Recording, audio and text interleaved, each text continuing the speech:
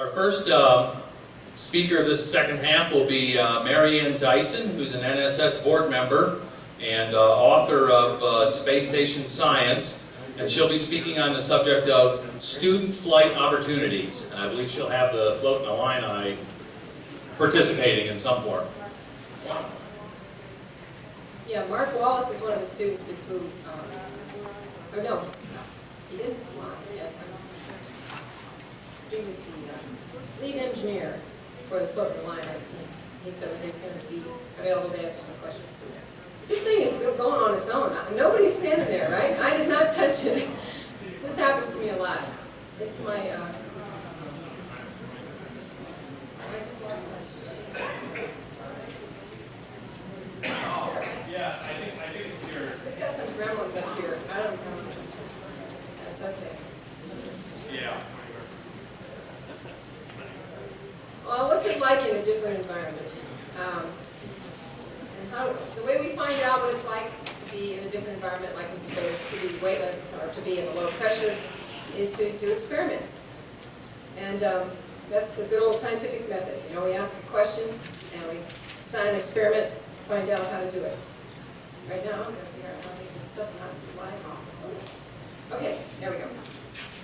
So I had an opportunity to try out weightlessness as part of NASA's Student Flight Opportunity Program. And the Illini chapter of National Space Society, Scott McLaren is just walking in the room, gave me a call and said, "We need a journalist for our flight.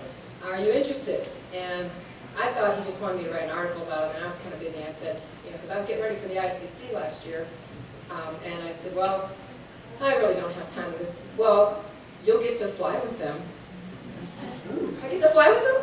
Oh, that changes everything. If I can pass the physical and you can get me my expenses covered, I'm there. So, so that all came together. I wrote the article for Ad Astra, which was in the September-October issue last year.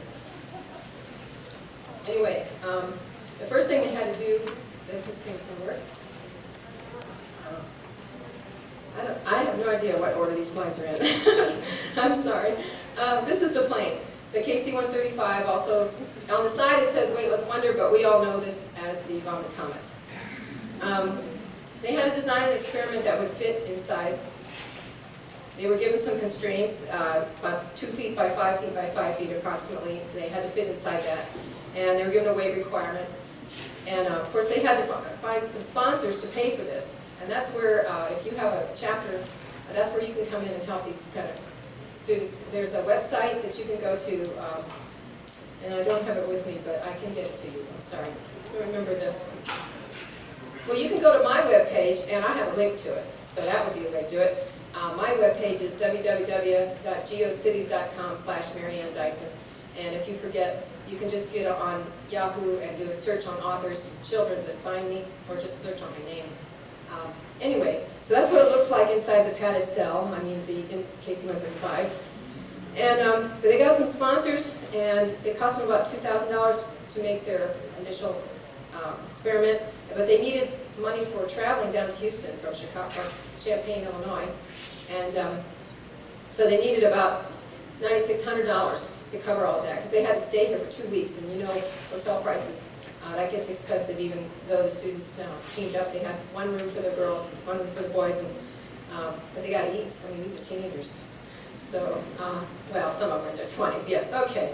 But, you know, they're growing students, they needed to eat, and I think a lot of them were on diets that week because they didn't have much money. So your chapter can help out a lot by helping them with these expenses. See, that's why they chose me as their journalist, because I lived in Houston, they didn't have to cover my expenses. Yeah, since I already lived there.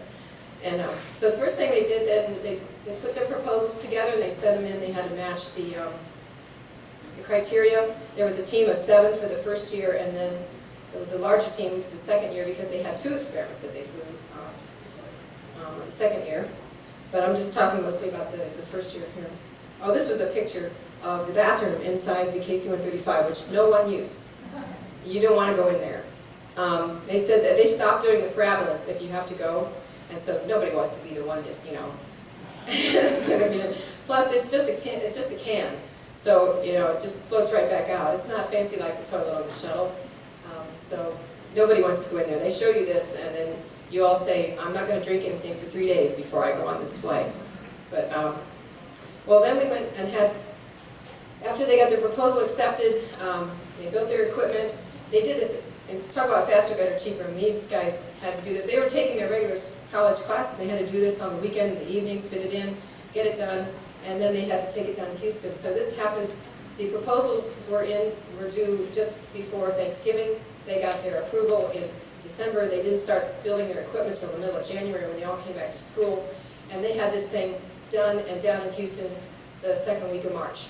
So that's how quickly these things go. Where am I? I told you I don't know what I'm doing here. So we took some training classes. Once this was what their equipment looked like. They were assembling it when they got back down to Houston. You see Mark when he had a fuller beard there. And that's Graham Donald. He flew this year, right? He was on the flight team this year, but he didn't fly the first year. He flew the second year. And this is Gwen and Nidhi, who Gwen flew in '99 and Nidhi flew this year. And of course, you saw that she had a big roll of duct tape. You gotta have that. And we also have to have the big red button that starts it all. And so this is Mark with demonstrating the big red button. And there's the team. Some of them, let's see, Scott's in the team. He's there. You can see his picture in there. Scott McLaren was their technical advisor, also the founder of the chapter up there at Champaign. You might want to talk to him about some ideas on how to do this stuff. So they all came down to Houston, and it was a beautiful weekend. It was really great weather, and they have lots of things for you to do when the students get down there. It's not just that flying on the weightless wonder. They also get to meet with astronauts and engineers and make all these contacts that are going to be very valuable in the future. And they also get to meet each other, which is, you know, these are all the people they're going to be working with. They're going to build my hotel in space someday. So I'm glad they're all getting to know each other early. And then we had to take some classes. The first class we had to sit through was all about low pressure. Because the KC-135, you know, it goes through a pretty rigorous flight profile. You know, it goes about twice the force of gravity going up, and then it drops 10,000 feet in free fall and up and then down. And we did 40 parabolas of 2G and zeros, and then we did one of lunar gravity and one of Mars gravity. And so they have had problems with these planes because they get old and there's a lot of stress on them. So they are concerned that they could have a pressure loss at altitude, and they want to make sure that everyone is prepared to deal with that. So they require, you have to take a flight physical, and you have to be able to pass that. And if you're over 40, you have to get a chest x-ray and all those other things. And it's, I managed to pass it, thank goodness. And then you go through this class, and they tell you all these horrible things that can happen to you in low pressure and weightlessness, and you think, what am I doing? But and they tell you that you know, you're going to be hypoxic, and you're going to act like an idiot because you're going to be you act kind of like you're drunk when you don't have any oxygen. And they also talk about spatial disorientation, you know, about spinning, and if your ears are a fluid system, you know, and so when you're spinning around like this and you get dizzy, if you just spin around a little bit, then you stop, your ears keep going. You know how that happens? You shut your eyes, they still feel like you're going around. And if you want to de-spin it on Earth, you just put your head down, because then the ears that were spinning this way now are having to go up against gravity, and so it slows it, damps it down pretty fast. But that doesn't work when you're weightless, so you just keep spinning if you've been spinning. Anyway, so we had our classes, and then they took us over to the hyperbaric chamber and showed us how to put this oxygen mask on. And you have to take off your lipstick. You're not allowed to wear lipstick. And so everybody looks kind of pale and sickly when you go in there. No makeup or anything, you know. But I wore my NSS shirt, you see, and I had my NSS pin on. So I wanted, because I knew it would be in the pictures, I thought, I want to show that I want to go. So this is a picture of Kelly in the chamber. I have a video of some of us in the chamber. what they do is the KC-135 goes to 35,000 feet and then drops to 25,000 feet for the free fall of 25 to 30 seconds. And so they take you to a simulated altitude of 25,000 feet, and then you take off your oxygen mask, and you have 3 to 5 minutes of not having any oxygen, and well, having a very reduced level of oxygen, I should say. You have some, and at 25,000 feet, you know, it's gas expands 3 times. You know, it goes. So that means all those balloons in your body, you know. And so they have this little rhyme that you learn. You have to pass the gas to pass the class. So there's no such thing as being nice and proper. Everybody has to fart. Okay, let's move on to the. It gets kind of ripe in that chamber, I'll tell you. All right, take it. Yeah, let's try to take and see how much is good. If I'm running over or something, somebody can tell me. But I don't know how long I'm supposed to. Yeah. Oh, I have to turn this off. I don't know how to do that. You got it? Okay, thank you.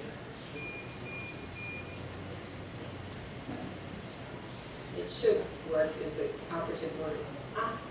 Well, okay. Well, maybe I could just keep talking while you keep working on it. He's an engineer, he'll get it figured out. All right. Well, one of the things that they disqualify you for, if you are interested in flying as the journalist or you have the students that want to go, they won't let you go in the chamber if you have asthma. And they won't let you go if you're a smoker, or if you have sickle cell anemia, or if you're an alcoholic. And also, you're not allowed to take antihistamines before you go. And if you have a bad heart, obviously, they're not going to let you go in there. All those things affect the way the oxygen is delivered to your body. Asthma affects the lungs, you know, so they can't gather up the oxygen. And when you're in an oxygen-starved environment, that's very important that you be able to, you know, get some oxygen. And they don't want to put anybody into cardiac arrest. So, so it's really important that, you know, you fit these criteria. And then there's some symptoms that they list. They have a whole long list of things that can happen to you when you lose oxygen. And your fingernails turn blue, and they tell you to look at them. And you get tunnel vision, and you get confused, and some of your fingers and toes and stuff are getting numb, you know. And but mostly people just get really silly because you just get something really happy. And I thought, it's funny, in all the books that I've read in science fiction, they're saying, oh, they're in this low oxygen environment, and the guy's able to pull out his ray gun and do what he needs to do, right? And I thought, he'd be just sitting there laughing his head off. He would never do that, you know? I mean, and you know, it's just like, yeah, Klingons, I like Klingons, you know? You'd be laughing your head off. You'd never be, you know. So, and when they show the guys up in the cockpit, you know, and suddenly, you know, they have decompression, and they're all, you know, busy working their switches and doing all this stuff, it's not going to happen unless you've been trained to the point where you could do that in your sleep, literally. You're not going to do any of that stuff. So you have to have that training drilled into you. And I understand now why we take the astronauts in there and we go over this stuff again and again and again. Because there's no room for error. When you start losing oxygen, you just can't even think straight. We had only 3 switches we had to switch when we took our masks off. And we were supposed to identify 3 symptoms that we had. And because they're different for each person. So they said, all right, if you know what your 3 symptoms are, then if we have a problem and we're on the K-Bird, you'll say, uh-oh, those are my symptoms. We must have had a pressure loss. Because you can't hear anything. It's not like the captain's going to come over the intercom and say, we've had a depressurization. Please put on your oxygen mask. Because that's not going to happen in the KC-135. They have some seats in the back where the oxygen masks are. But you got to get over there and put them on. And it's so noisy, you couldn't hear a thing. So you have to be able to identify your own symptoms and get over there and take action. Of course, the flight crew would know, and they would help you. But still, you only have a couple minutes before you lose consciousness. You have about 5 minutes at 25,000 feet. So, and after that, you're just giggling yourself and you're unconscious, you know. And so I wanted to find out what my symptoms were. Have we got that thing working or not? I guess we're going to give up on that. Let me go back to the slides then, and we'll try that a little later. Can we turn the slide back on? Okay, that's Kelly. I don't remember what the next picture is, but... Oh, that was to remind me to put the tape in. Okay. All right, well, never mind. Anyway, when you're in the chamber, they give you this checklist, and you have to walk through it, and you're supposed to write these things down. And they had warned us about it ahead of time, so I have this thing, and I was really serious. I thought, oh, I gotta fill this out. I had simple math problems. Well, usually I work this in my head in a couple minutes. And I was really struggling. I was trying to add, 13 and 26 or something, and I was sitting there going, 3 and 6, let's see, that's 18. And I was writing it down. I got the first problem right, amazingly. The second one was totally wrong. And the third one was subtracting a bigger number from a smaller number. And I looked at that and I thought, I used to know how to do that. That's too hard, I'll go on to the next one. And then they had the thing where you had to list the presidents in reverse order, and I put down Clinton and Bush, and who cares, I really don't care anymore. And then you had to sign your name, and I looked like it was much worse than a doctor's office. It's like I'll scroll off the page, and my fingers were already numb, and I just couldn't hardly write on there. And it was, so my symptoms were my head. I got a really sharp pain between my eyes for my sinuses, and so I could feel that real sharp pain. And then my hands went, my fingers were numb, and I could hardly hold the pencil. I didn't know what, it was just like your arm went to sleep, felt like that. And then my heart started going crazy. I was doing flip-flops with my heart. And I don't know if that's probably not a symptom of other people. They say, it depends on the person, but that's what happened to me. So I knew that if those three things started happening to me, that meant that we would have a low pressure, and I should go over and get my oxygen mask on. Well, as soon as I identified my symptoms, I was supposed to put my mask back on in the chamber, and so I raised my hand, to let him know that I needed to do that. Somehow I forgot that he could hear me if I talked. You get you get so silly, you don't remember anything. And he said, you had to flip the switches up. And I sat there and looked at those switches. I thought, I'm supposed to do something with those switches. Aren't those nice switches? Look how the little toggles go on. Aren't they cute? And I was like, you just get so distracted. So if you ever have a character in a book who's in low pressure, you're trying to talk to them like they're, a 5-year-old. Because they can't follow instructions at all. The doctor came over, who was, the flight doctor who was in the chamber with us. He comes over and he says, flip the switches. And I'm like, the switches. Oh, those are switches? There's switches right there. Flip the switches up. Which way's up? Okay. And so he reached over there and he put the switches in. And then I was supposed to put my mask on. I did manage to get the mask up to my face, but I could not hook the latches because my fingers were numb. So he had to help me with that too. And I thought, boy, this is only 3 minutes of being without oxygen. And, if it was a real emergency, and in 3 minutes, I'm useless. I wasn't unconscious yet, but, I was already useless. So, I don't know, some of those heroes in the books are pretty amazing. I'm sorry, I'm probably going too long here. Well, after we'd proven that we could survive the low pressure, then the next week, we were scheduled then to fly on the Mama Comet. And we all got to take along some little pocket experiments. And so I had, I was writing my book, Space Station Science, and I had an experiment in there where you take some oil, you put food coloring in it, and you watch how it makes a nice, perfect sphere. And I wanted to see if I could get it centered in there and take a picture of it. So I took one of those along with me. I also took a strain gauge and hooked it to a bag with some colored water in it, because I wanted to see, I thought the water would make a ball. And I wanted to see if that would happen, when it was weightless. And then I would take a picture with the strain gauge showing, when I was in 0 and when I was in 2G, how it looked different. And of course, they had their experiment. They went through the flight readiness review. That's George Abbey is the old guy there with the tie. He's the center director of Johnson Space Center. So these kids already have an in with him, And so they loaded up their equipment. Now this thing weighed 300 pounds. I don't know what the weight limit was. Is that about? You don't know what it was either? Oh well. Anyway, so we loaded it up into the plane. We all got to check out the cockpit. Gwen wants to be a pilot sometimes, so she climbed up there and I got a picture. See, it says Weightless Wonder, Johnson Space Center, has the flight profile. And that's Kenda in the commander's seat, and Gwendolyn. They both got to check it out. Then we had a briefing before you fly, and that's when the flight doc comes in, and he gives you this speech about, well, a few people get sick on this plane. But of course, you won't get sick, but just in case you do, you have this bag, and they give you the bag, and you have lots of pockets on your flight suit. And you put the bag in there, and you have to already you shake it open, make sure it's ready to go, and put it in your pocket because he said it could happen really quickly, and so you want to be ready. So I put my bag in there, and I got my flight suit on. And there's a picture of me with a real big dumb grin on my face because I was really drugged, before I went on this. They give you a scope dex, which is anti-nausea drug before you go. But I'd gone to another flight doc for my physical, and he said, "Oh, you don't want to take that oral stuff. It doesn't work very good. Use the topical version, which is what I have here." And I said, "Oh, great."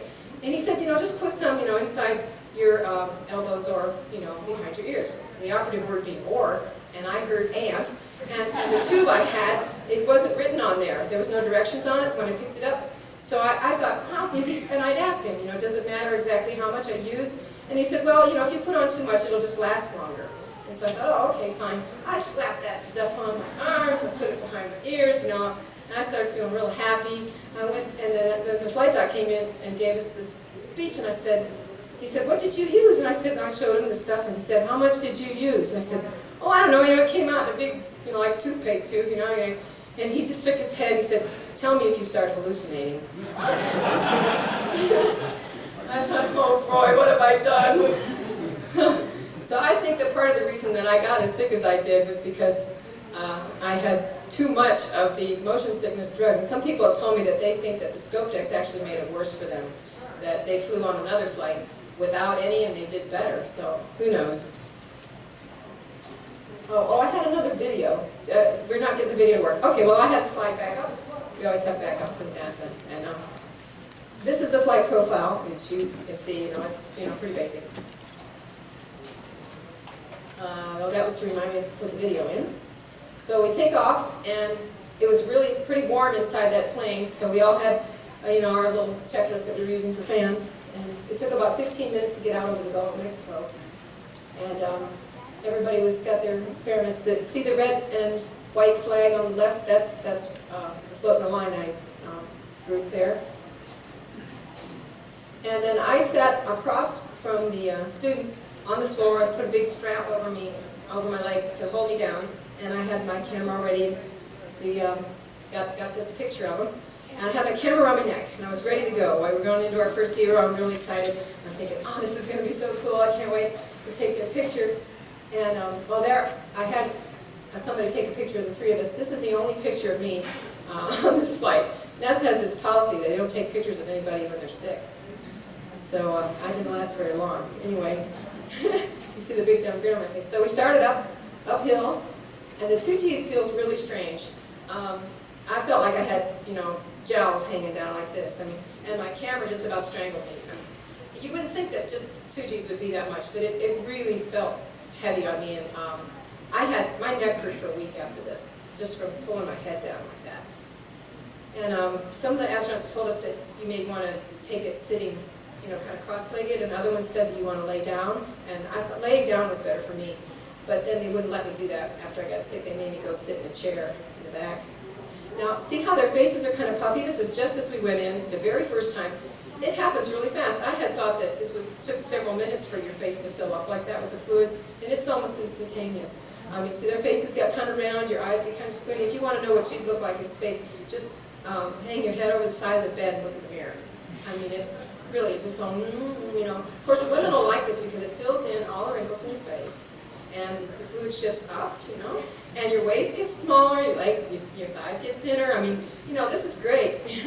And also, you don't have to wash your hair very often because your hair doesn't stick to your head; it floats around, so it's kind of nice.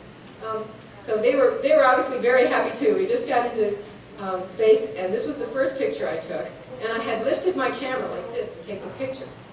And the next thing that happened, oops, where's my next picture? Oh well. Okay, we were in free fall here. Okay, this is upside down. But anyway, what happened was I started flipping over. When I did this motion, there was no gravity to damp me back down. And so I lifted the camera with the normal force that I would, and I went just like that. It went right up into the picture. And I flipped over, and I started spinning, and of course they told you, don't spin around on your first travel because you'll get sick. Oh well, it was hopeless. First one, right over, man. And then my camera came right off my neck and started going this way. And I was going this way, you know how these things go. and I got my foot caught in the strap, and I reached over and grabbed my camera, and I put it back together and stuffed it in the bag just in time for us to sit back down and go through the 2 Gs. So I had this experiment, that one of my pocket experiments was this little guy. I took Yoda with me. I wanted the Force to be with me. And I got him floating right in front of me, you know. I said, this is so cool. All he could, you know, I could just have Yoda. I wanted to get a picture. This was just before the Star Wars movie came out. I thought, I'm going to have this floating my little Yoda there. And I was going to use the Force to make him come to me. You know, I figured without gravity interfering and all that, maybe I could do it with my wonderful Force powers, my Jedi powers. So I got him floating in front of me, and I just bumped him a touch with my finger. When I let him go, and he went flying off the cockpit, so I had to go chase him down. So later on, then, when I figured out how to control myself in weightlessness, then I tried it again. And I got him in front of me, and I let go, and I held my breath so I wouldn't blow him away or anything. And I asked him to, I said, come, you know, and he hit me in the forehead. And then one of my friends told me, who's an engineer, told me, oh, well, you know, there's some residual force from the front to the back of the plane, so if you were sitting this way, I said, I don't want to hear that. I got my Jedi powers, you know, trial of one. Anyway, so I'll have to go again and repeat the experiment. Or one of you can maybe try this and see if it works for you. Let's see. Well, anyway, we had, the students had, you can see my feet were in this picture, but Kelly never got sick at all. She had a wonderful time. And Jenny, she only got sick towards the very end. So she was working on the experiment. That was their fluid experiment. They had oil and water, and they were injecting oil into water, and to see if it would, how it would mix, and they were taking pictures of it. You know, if you take your oil and vinegar salad dressing on Earth, you shake it, you know, and you quickly pour it over your salad before it separates again. In space, you shake it, it stays shook, which is kind of nice.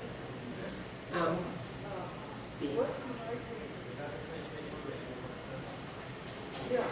And Mark can tell you more about the experiment. I just got some pictures. By this time, we were in the back of the plane, so the film crew for NASA who took these pictures, they started at the front, so this was way into the flight, and I was long gone. I was in the back. I was behind Kelly. It's a good thing she's blocking me because I had my face in a bag, you know. And you know, when you throw up in space, or when you're weightless, you know, it bounces off the back of the bag, and you know, there's nothing to pull it down into the bag. So guess what happens? Bounce off the back into your face. It's really disgusting. So one of the astronauts had warned me, and he said, oh, you're going to the bottom comet. Let me give you a tip. He said, just in case you get sick, of course hardly anybody gets sick. 80% of them got sick.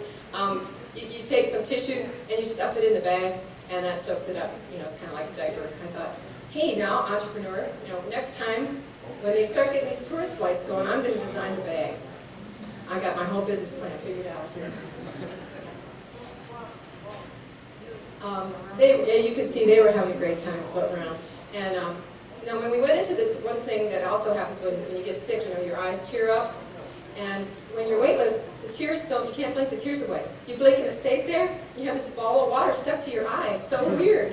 I'm sitting there with this, and I was laughing. I mean, I was sick, but I was laughing. It was so funny. And so then when you get to the 2 Gs and you shut your eyes, it's like a pebble hit your shoes. Thunk, you know.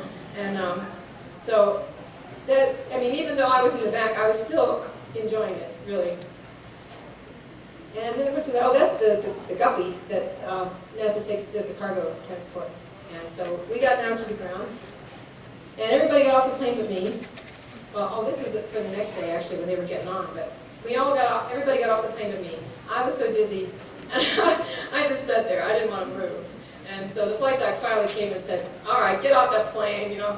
And so he escorted me down the stairs, and I was still sick after we got on the ground. I said, you know, I was really disappointed in my body.